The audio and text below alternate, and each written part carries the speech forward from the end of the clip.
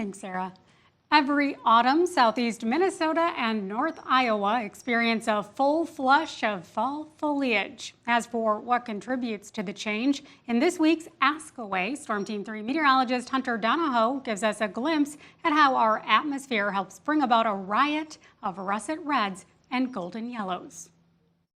Well, with the fall season finally here, and we're starting to notice some days that are rather cool, felt like this was pretty optimal to talk about something that obviously is on everybody's mind. So our very own Ryan Junty asked this question. He wants to know, how do those leaves change colors on the trees? So let's talk about it. First, obviously we know that leaves change colors in the fall times, and that brings us some very nice displays. Obviously during the summer, they're green. That's all thanks to a chemical called chlorophyll that is produced during the summer during photosynthesis, and those trees keep those greens on the leaves. Now, as we head into the fall, that chlorophyll starts to break down, so the other chemicals that are within these trees' leaves, they start to appear. So you get those yellows, those oranges, those reds, you got all those different chemicals that those trees start to produce, and you start to see them in the forms of those leaves changing colors. So the optimal, obviously, conditions that you want to see for changing leaves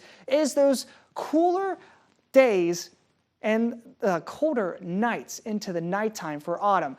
We also want the dry weather that we are currently experiencing this year. So that is some good news. It's obviously a little bit delayed, but in terms of back home here in Minnesota, yeah, we're starting to see some past peak colors up there in the Northland. This was updated earlier this week, showing you those colors by Explore Fall. Down here in southeastern Minnesota and North Iowa, we're generally in that moderate color range right now, and as we go throughout the next week or so, yeah, we'll probably start to see those peaks starting to come out anywhere from the Rice Lake area up to Frontenac, Whitewater State Park. Rochester dealing with some moderate color right now, so that's some good news. We're starting getting closer and closer.